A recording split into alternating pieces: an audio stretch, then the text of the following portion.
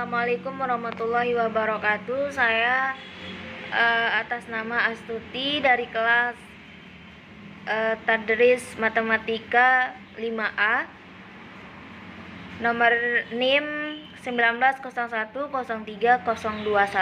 menjelaskan tentang apa itu penilaian. Jadi penilaian adalah penerapan berbagai cara dan penggunaan beragam alat penilaian untuk memperoleh informasi tentang sejauh mana hasil belajar peserta didik atau ketercapaian kompetensi peserta didik. Penilaian menjawab pertanyaan tentang sebaik apa hasil atau prestasi belajar seorang peserta didik. Hasil penilaian dapat berupa nilai kualitatif dan nilai kuantitatif. Pengukuran juga berhubungan dengan proses pencarian atau penentuan nilai kuantitatif tersebut. Definisi penilaian di sini saya juga akan menjelaskan tentang definisi dari pengukuran. Jadi pengukuran itu sendiri adalah proses pemberian angka-angka atau label kepada unit analisis untuk merepresentasikan atribut-atribut konsep. Proses ini juga seharusnya cukup dimengerti orang, walau misalnya definisinya tidak dimengerti. Hal ini karena antara lain kita seringkali melakukan pengukuran. Baik, materi selanjutnya yaitu evaluasi pembelajaran matematika pada prinsip-prinsip Al-Quran. Allah SWT dalam mengevaluasi hambanya tanpa memandang formalitas atau penampilan, tetapi memandang substansi di balik tindakan hamba-hambanya tersebut. Sebagaimana yang tertera dalam Al-Quran surah Al-Hajj ayat 37 yang artinya, daging-daging unta dan darahnya itu sekali-kali tidak dapat mencapai keridhaan Allah, tetapi ketakwaan dari kamulah yang dapat mencapainya untuk kamu, supaya kamu mengagungkan Allah terhadap hidayahnya kepada kamu, dan berilah kabar gembira kepada orang-orang yang berbuat baik. Proses evaluasi dalam pendidikan Islam secara esensial berlaku bagi setiap muslim. Demikian halnya dengan siswa. Yang sadar dan baik adalah mereka yang sering mengevaluasi diri sendiri, baik mengenai kelebihan yang hendaknya dipertahankan maupun kekurangan dan kelemahan yang perlu dibenahi. Karena evaluasi itu sendiri hendaknya dilakukan dengan objektif. Hal ini sebagaimana yang tersirat dalam Al-Quran surah Al-Azariyat ayat 21 yang menjelaskan sebagai berikut, yang berbunyi, Bismillahirrahmanirrahim, wa fi anfusikum wa la tubsirun, yang artinya, dan juga pada dirimu sendiri, maka apakah kamu tidak mempertahankan? Jadi evaluasi itu sendiri adalah proses mengukur dan menilai terhadap suatu objek, dan suatu objek dengan menampilkan hubungan sebab akibat di antara faktor yang mempengaruhi objek tersebut. Juga dapat dinyatakan sebagai suatu proses untuk mengambil keputusan dengan menggunakan informasi yang diperoleh melalui pengukuran hasil belajar baik yang menggunakan instrumen tes maupun non-tes. Fungsi evaluasi. Pelaksanaan evaluasi mempunyai banyak fungsi, baik sebagai alat seleksi, alat pengukur keberhasilan, dan sebagai alat penempatan, dan juga sebagai alat diagnostik. Selanjutnya saya akan menjelaskan fungsi evaluasi itu sendiri. Ini yang telah saya jelaskan sebelumnya. Fungsi evaluasi itu ada yang namanya sebagai alat seleksi. Nah, evaluasi dapat digunakan untuk melakukan seleksi dalam penerimaan siswa baru dari suatu sekolah. Dengan evaluasi dapat ditentukan sejumlah siswa tertentu yang memenuhi syarat sebagai calon siswa yang akan diterima. Sebagai alat mengukur keberhasilan, evaluasi dapat digunakan untuk mengukur seberapa jauh tujuan dapat dicapai setelah kegiatan belajar mengajar dilaksanakan. Selain itu, melalui evaluasi dapat dilihat pula sampai sejauh mana seorang guru telah berhasil dalam menerapkan metode dan pendekatan, penguasaan materi, serta kebaikan dan kelemahan kurikulum yang dipakai. Kemudian fungsi yang kedua yaitu sebagai alat penempatan. Nah, evaluasi dapat digunakan untuk mengetahui dengan baik termasuk kelompok mana seorang siswa itu harus ditempatkan. Sekelompok siswa yang mempunyai hasil evaluasi yang sama ditempatkan pada kelompok yang sama pula. Penempatan yang cocok dengan kondisi masing-masing siswa lebih memungkinkan untuk dapat mengembangkan bakat dan kemampuannya secara optimal, sehingga hasil belajarnya pun akan mencapai tujuan dengan baik. Nah, fungsi yang ketiga yaitu sebagai alat diagnostik. Nah, evaluasi dapat digunakan untuk mendiagnosa kesulitan belajar siswa, yaitu mengetahui letak kelemahan dan kebaikan siswa dalam penguasaan setiap konsep matematika yang telah diajarkan. Hasil ini dapat digunakan untuk memberikan penyembuhan yang tepat sesuai dengan jenis dan tingkat kesulitannya dalam bentuk pengajaran remedial. Kemudian materi selanjutnya yaitu tujuan evaluasi. Nah, sesuai dengan fungsi evaluasi yang telah saya jelaskan sebelumnya, evaluasi memiliki beberapa tujuan dalam fungsinya sebagai alat seleksi, pengukur keberhasilan, alat penempatan. Dalam fungsi evaluasi sebagai alat seleksi, terkandung di dalamnya tujuan evaluasi, yaitu untuk mendapatkan calon siswa pilihan yang cocok dengan suatu jurusan dan jenjang pendidikan tertentu. Dalam fungsi evaluasi sebagai alat pengukur keberhasilan dan diagnostik, terkandung di dalamnya tujuan evaluasi, yaitu untuk mengetahui seberapa jauh hasil yang telah dicapai dalam proses pendidikan yang telah dilaksanakan. Apabila hasil yang dicapai belum sesuai dengan yang diharapkan, perlu dicari faktor penyebab yang menghambatnya. Selanjutnya dapat dicari juga jalan untuk mengatasinya. Dalam fungsi selanjutnya dalam fungsi evaluasi sebagai alat penempatan, terkandung di dalamnya tujuan evaluasi, yaitu untuk menentukan pendidikan lanjutan siswa agar sesuai dengan minat, bakat, dan kemampuannya. Selanjutnya materi yang ketiga yaitu kedudukan evaluasi. Kedudukan evaluasi dalam kegiatan belajar mengajar berada sebelum, selama, dan sesudah kegiatan belajar berlangsung. Sebelum kegiatan belajar mengajar berlangsung, evaluasi dilakukan oleh pihak sekolah, terutama guru. Hal-hal yang dievaluasi diantaranya meliputi calon siswa, mengenai usia kematangan kognitif, kondisi fisik, dan kesiapan sarana dan prasarana sekolah. Kemudian pelaksanaan evaluasi bisa melalui tes tertulis, lisan, perbuatan, ataupun dengan pertimbangan melalui pengamatan atau observasi. Selama kegiatan belajar mengajar berlangsung, evaluasi dilakukan dalam interval waktu pelajaran dimulai hingga saat berakhirnya kegiatan belajar mengajar. Interval waktu itu dapat dihitung dalam satuan pendek, 1 kali pertemuan, satuan panjang dalam 1 semester. Nah, selama kegiatan belajar mengajar dilaksanakan, hendaknya guru mengevaluasi setiap langkah atau kegiatan yang sedang dilaksanakan. Nah, pelaksanaan evaluasi juga bisa melalui tanya jawab lisan dalam setiap kegiatan belajar mengajar, atau seperti kuis, tes subformatif atau minimal introspeksi diri. Nah, sesudah kegiatan belajar mengajar berlangsung, dapat dilaksanakan evaluasi terhadap pencapaian hasil belajar siswa, baik individual maupun kelompok. Dari hasil evaluasi tersebut, dapat kita ketahui kelemahan dan kelebihan siswa dalam memahami konsep-konsep yang telah dipelajari. Selanjutnya, dilaksanakan pengajaran remedial. Kemudian yang selanjutnya yaitu prosedur evaluasi. Prosedur evaluasi terdiri dari perencanaan, pengumpulan data, verifikasi data, analisis data, dan penafsiran. Yang pertama adalah tahap perencanaan, meliputi kegiatan merumuskan tujuan evaluasi yang akan dilaksanakan, metode evaluasi yang akan dipakai, menyusun alat evaluasi yang akan digunakan, menentukan kriteria penilaian yang akan digunakan, dan menetapkan frekuensi evaluasi. Tahap pengumpulan data meliputi kegiatan pemeriksaan hasil dan pemberian skor. Kemudian tahap verifikasi data meliputi kegiatan dua pengelompokan skor menurut tinggi rendahnya, jenis kelamin, atau hal lainnya yang sesuai dengan tujuan pengelompokan tersebut. Kemudian tahap analisis data meliputi kegiatan pengolahan data dengan menggunakan teknis analisis statistik atau non-statistik. Tahap penafsiran terhadap hasil evaluasi bisa berupa pernyataan yang diungkapkan dengan kata-kata baik, cukup, buruk, tinggi, rendah, sedang, lulus, tidak lulus, dan lain sebagainya. Dan yang terakhir adalah ruang lingkup evaluasi. Ruang lingkup evaluasi yang pertama yaitu objek evaluasi. Objek evaluasi adalah segala sesuatu yang menjadi titik pusat pengamatan evaluasi, yaitu yang pertama masukan atau input, yang kedua proses, kemudian yang ketiga atau yang terakhir yaitu keluaran atau output. Yang pertama yaitu masukan atau input. Calon siswa yang akan dibentuk menjadi manusia dewasa yang berkepribadian utuh merupakan subjek didik dalam kegiatan belajar mengajar.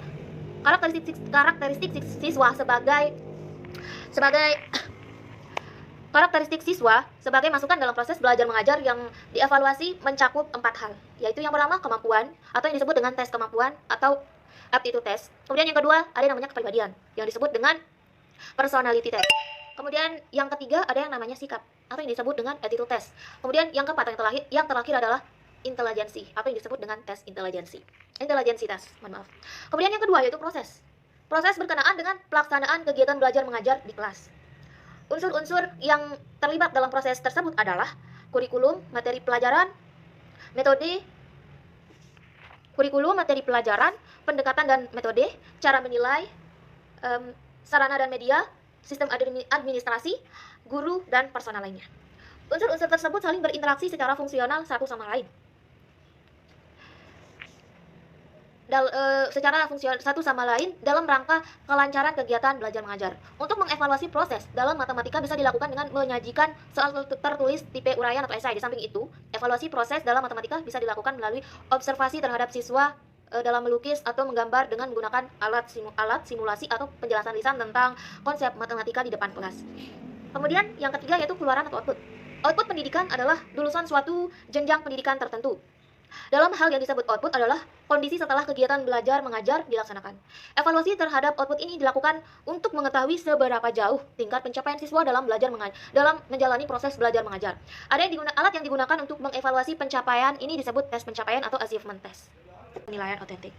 Sebelumnya, penilaian merupakan salah satu faktor yang penting dalam menentukan keberhasilan proses dan hasil belajar. Kegiatan penilaian harus dapat memberikan informasi kepada guru untuk meningkatkan kemampuan mengajarnya dan membantu peserta didik mencapai perkembangan belajar secara optimal. Perubahan elemen standar isi pada kurikulum 2013 membuat guru yang selama ini menggunakan penilaian tradisional harus mengubah penilaiannya, yaitu menjadi evaluasi otentik berdasarkan tuntutan kurikulum. Permendikbud nomor 66 tahun 2013 tentang standar penilaian dinyatakan bahwa penilaian otentik adalah penilaian yang dilakukan secara komprehensif untuk menilai mulai dari input, proses, dan output. Istilah otentik merupakan sinonim dari asli, nyata, valid, atau reliable. Otentik berarti keadaan yang sebenarnya, yaitu kemampuan atau keterampilan yang dimiliki oleh peserta didik. Misalnya, peserta didik diberi tugas proyek untuk melihat kompetensi peserta didik dalam menerapkan pengetahuan yang dimiliki peserta didik dalam kehidupan sehari-hari atau dunia nyata. Evaluasi otentik pada kurikulum 2013 yaitu berfokus pada pengetahuan melalui evaluasi output, menjadi berbasis kemampuan melalui evaluasi proses, portofolio, dan evaluasi output secara utuh dan menyeluruh dalam penilaian otentik. Selain memperhatikan aspek kompetensi, sikap atau afektif, kompetensi pengetahuan atau kognitif, dan kompetensi keterampilan atau psikomotorik, serta variasi instrumen atau alat tes yang digunakan harus memperhatikan input, proses, dan output peserta didik. Penilaian hasil belajar peserta didik juga harus dilakukan pada awal pembelajaran, proses pembelajaran, dan setelah pembelajaran. Penilaian otentik lebih menuntut pembelajaran mendemonstrasikan pengetahuan, keterampilan, dan strategi dengan mengkreasikan jawaban atau produk. Peserta didik tidak sekedar diminta merespon jawaban seperti dalam tes tradisional, melainkan dituntut untuk mampu mengkreasikan dan menghasilkan jawaban yang dilatar belakangi oleh pengetahuan teoretis. Kemudian materi yang kedua yaitu jenis-jenis penilaian otentik. Penilaian otentik menurut jenisnya ada 4, yaitu yang pertama penilaian kinerja, kemudian kedua penilaian proyek, yang ketiga penilaian portofolio, dan yang terakhir atau yang keempat yaitu penilaian tertulis. Kemudian yang pertama itu penilaian kinerja. Penilaian otentik sedapat mungkin melibatkan partisipasi peserta didik, khususnya dalam proses dan aspek-aspek yang akan dinilai. Guru dapat melakukannya dengan meminta para peserta didik menyebutkan unsur-unsur proyek atau tugas yang akan mereka gunakan untuk menentukan kriteria penyelesaiannya. Ada beberapa cara berbeda untuk merekam hasil penilaian berbasis kinerja. Yang pertama yaitu daftar cek atau checklist. Digunakan untuk mengetahui muncul atau tidaknya unsur-unsur tertentu dari indikator atau subindikator yang harus muncul dalam sebuah peristiwa atau tindakan. Yang kedua yaitu catatan anekdot. Digunakan dengan cara guru menulis laporan narasi tentang apa yang dilakukan oleh masing-masing peserta didik selama melakukan tindakan. Kemudian cara yang ketiga yaitu skala penilaian atau rating scale. Biasanya digunakan dengan menggunakan skala numerik, misalnya 5 sama dengan baik sekali, 4 sama dengan baik, 3 sama dengan cukup, yang 2 sama dengan kurang, 1 sama dengan kurang sekali, begitu. Kemudian cara yang cara selanjutnya memori atau ingatan. Digunakan oleh guru dengan cara mengamati peserta didik ketika melakukan sesuatu tanpa membuat catatan. Penilaian kinerja memerlukan pertimbangan khusus. Yang pertama, langkah-langkah kinerja harus dilakukan peserta didik untuk menunjukkan kinerja yang nyata untuk suatu atau beberapa jenis kompetensi tertentu. Yang kedua, ketepatan dan kelengkapan terhadap aspek kinerja yang dinilai. Yang ketiga, kemampuan khusus yang diperoleh oleh peserta didik untuk menyelesaikan tugas-tugas pembelajaran. Yang keempat, yaitu fokus utama dari kinerja yang akan dinilai, khususnya indikator esensial yang akan diamati. Yang kelima, urutan dari kemampuan atau keterampilan peserta didik yang akan diamati. Kemudian jenis yang kedua yaitu penilaian proyek. Project assessment merupakan kegiatan penilaian terhadap tugas yang harus diselesaikan oleh peserta didik menurut periode atau waktu tertentu. Selama mengerjakan sebuah proyek pembelajaran, peserta didik memperoleh kesempatan untuk mengaplikasikan sikap, keterampilan, dan pengetahuannya. Ada 3 hal yang memerlukan perhatian khusus dari guru, yaitu yang pertama, keterampilan peserta didik dalam memilih topik, mencari dan mengumpulkan data, mengolah dan menganalisis, memberi makna atas informasi yang diperoleh, dan menulis laporan. Kemudian yang ketiga, yang kedua, kesesuaian atau relevansi materi pembelajaran dengan pengembangan sikap, keterampilan, dan pengetahuan yang dibutuhkan oleh peserta didik. Originalitas atas keaslian sebuah proyek pembelajaran yang dikerjakan atau dihasilkan oleh peserta didik. Penilaian proyek berfokus pada perencanaan, pengerjaan, dan produk proyek. Dalam kaitan ini, serial kegiatan yang harus dilakukan oleh guru meliputi penyusunan rancangan dan instrumen penilaian, pengumpulan data, analisis data, dan penyiapan laporan. Penilaian proyek dapat menggunakan instrumen daftar cek, skala penilaian, atau narasi. Laporan penilaian dapat dituangkan dalam bentuk poster atau tertulis. Kemudian penilaian yang ketiga yaitu penilaian portofolio. Penilaian portofolio merupakan penilaian berkelanjutan yang didasarkan pada kumpulan informasi yang menunjukkan perkembangan kemampuan peserta didik dalam satu periode tertentu. Penilaian portofolio dilakukan dengan menggunakan langkah-langkah seperti guru menjelaskan secara ringkas esensi penilaian portofolio. Guru bersama peserta didik menentukan jenis portofolio yang akan dibuat. Kemudian peserta didik baik sendiri maupun kelompok, mandiri atau di bawah bimbingan guru menyusun portofolio pembelajaran. Kemudian guru menghimpun dan menyimpan portofolio peserta didik pada tempat yang sesuai, disertai catatan tanggal pengumpulannya. Kemudian, guru menilai portofolio peserta didik dengan kriteria tertentu. Jika memungkinkan, guru bersama peserta didik membahas bersama dokumen portofolio yang akan dihasilkan, dan kemudian guru memberi umpan balik kepada peserta didik atas hasil penilaian portofolio. Kemudian jenis yang keempat atau yang terakhir yaitu penilaian tertulis. Tes tertulis berbentuk uraian atau esai menurut peserta didik. Tes tertulis berbentuk uraian atau esai menuntut peserta didik mampu mengingat, memahami, mengorganisasikan, menerapkan, menganalisis, mensintesis, mengevaluasi dan sebagainya atas materi yang sudah dipelajari. Tes tertulis berbentuk uraian sedapat mungkin bersifat komprehensif sehingga mampu menggambarkan ranah sikap, keterampilan dan pengetahuan peserta didik. Pada tes tertulis berbentuk esai, peserta didik berkesempatan memberikan jawabannya sendiri yang berbeda dengan teman-temannya, namun tetap terbuka memperoleh nilai yang sama. Tes tertulis berbentuk esai biasanya menuntut dua jenis pola jawaban, yaitu jawaban terbuka atau jawaban terbatas. Hal ini sangat tergantung pada bobot soal yang diberikan oleh guru. Tes macam ini memberi kesempatan pada guru untuk dapat mengukur hasil. Karakteristik soal hot. Soal hot mengukur kemampuan yang pertama, transfer satu konteks ke konteks lainnya. Kemudian yang kedua, bisa berupa memproses dan menerapkan informasi. Yang ketiga, mencari kaitan dari berbagai informasi yang berbeda-beda. Kemudian yang keempat yaitu menggunakan informasi untuk menyelesaikan masalah. Kemudian yang terakhir yaitu menelaah ide dan informasi secara kritis. Kemudian apa saja sih bentuk soal hot itu? Soal hot dapat diukur dalam soal bentuk yang pertama yaitu pilihan ganda. Kemudian yang kedua itu menjodohkan. Kemudian isian singkat, bisa juga berupa uraian, unjuk kerja, dan portofolio. Itu yang bisa dituliskan bentuk soalnya. Kemudian, apa isi dari soal hot? Yang pertama itu harus ada stimulus. Bisa berupa wacana, ilustrasi, gambar, tabel data, grafik, informasi, diagram, dan lain-lain yang menarik. Kemudian yang kedua yaitu stimulus sangat dianjurkan diambil dari konteks dunia nyata atau kehidupan sehari-hari dan bersifat kebaruan. Kemudian yang ketiga yaitu ada pertanyaan yang diberikan menuntut proses berpikir secara kritis, logis, metakognisi, dan kreatif. Kemudian yang terakhir yaitu tetap berlaku kaidah-kaidah penulisan soal pilihan ganda atau uraian atau isian. Kemudian soal hot harus kontekstual, sesuai dengan situasi nyata dalam kehidupan sehari-hari atau otentik. Kemudian ruang lingkup stimulus atau konteks berupa personal, sosial, nasional, dan global seperti kesehatan, pendidikan atau moral, pekerjaan, sumber daya alam, lingkungan hidup, bencana alam, pemanfaatan sains dan teknologi, dan lain-lainnya. Kemudian kita perhatikan dalam diagram. Soal dengan kognitif pemahaman atau level pertama itu berupa mengukur pemahaman dasar tentang grafik atau label visual.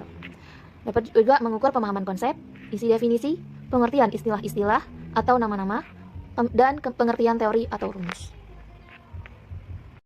Kemudian pada diagram level kedua, apa sih perbedaannya dari level pertama? Kita lihat pada diagram level kedua ini mengukur interpretasi grafik atau label atau visual yang diberikan.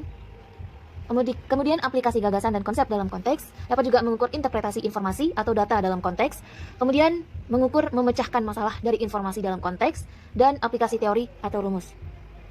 Perlu diperhatikan untuk level 3 ada dua tambahan hal ini, yaitu konsep lain di luar konteks, masuk atau ada suatu perlakuan pada stimulus, sehingga yang ditanyakan adalah mencari prediksi, keputusan, kesimpulan, dan lain-lain. Dan soal hot yang sudah sering digunakan tidak menjadi hot lagi. Nah, agar materi tersebut tetap hot, apa yang harus dilakukan? Yang pertama itu kita harus bisa mengubah konteksnya. Dan juga kita harus ubah stimulusnya berupa grafik, tabel, dan lain-lain. Kalau biasanya berupa wacana, ubahlah konteksnya itu, stimulusnya berupa grafik atau tabel, atau ubah bentuk pertanyaannya. Kemudian tidak semua materi di KD atau KI pada kurikulum bisa dibuatkan soal. Ada beberapa materi bersifat abstrak yang tidak bisa dibuatkan soal hot. Nah, itu materi yang saya jelaskan. Kurang dan lebihnya penyampaian materi yang saya jelaskan pada kesempatan ini, saya mohon maaf karena di sini kita sama-sama belajar dan bisa juga ditambahkan dari teman-teman yang lain. Baik, kita beranjak pada contoh soal hot untuk jenjang SMP dan SMA. Oke, baik, selanjutnya kita beralih pada contoh soal hot jenjang SMP ya. Di sini diketahui A sama dengan 2/3I dan I sama dengan 2/5R. Perbandingan A, I, dan R adalah, nah terlebih dahulu kita ketahui A-nya itu sama dengan 2/3I. Nah, sehingga yang 3 ini kita pindah ke ruas kiri menjadi 3A sama dengan 2I. Kemudian kita tentukan A-nya itu sama dengan 2, I sama dengan 3. Nah, dari mana kita dapat yang ini? Konsepnya adalah yang ini. Dekat dengan dekat, jauh dengan jauh, begitu. Nah, kemudian selanjutnya itu adalah ada I sama dengan 2/5R. Konsepnya sama yang ini. 5-nya kita pindah ke ruas kiri, sehingga menghasilkan perbandingan I sama dengan 2, R sama dengan 5. Nah, dari kedua perbandingan ini, kita disuruh mencari perbandingan A, I, dan R. A, I, dan R. Di sini kan ada 2 perbandingan. Jadi, untuk perbandingan pertama, A banding I sama dengan, yaitu 2/3. Kemudian perbandingan kedua, yaitu I dibanding R. Itu sama dengan 2/5. Jadi, gimana cara kita menentukan jawabannya? Nah, di sini, kita harus menentukannya itu dengan cara, agar I-nya ini, kita tahu perbandingannya itu nilainya berapa, gitu. Nah, di sini, kita memakai 2 dikali 2, gitu. Kemudian di sini 2 dikali 3, dan 3 dikali 5. 2 dikali 2 sama dengan 4. Kemudian 2 dikali 3 sama dengan 6. 5 dikali 3 itu sama dengan 15. Jadi hasil perbandingan A banding I banding R itu sama dengan 4, 6, 15. Jadi udah jelas jawabannya adalah pada pilihan yang C.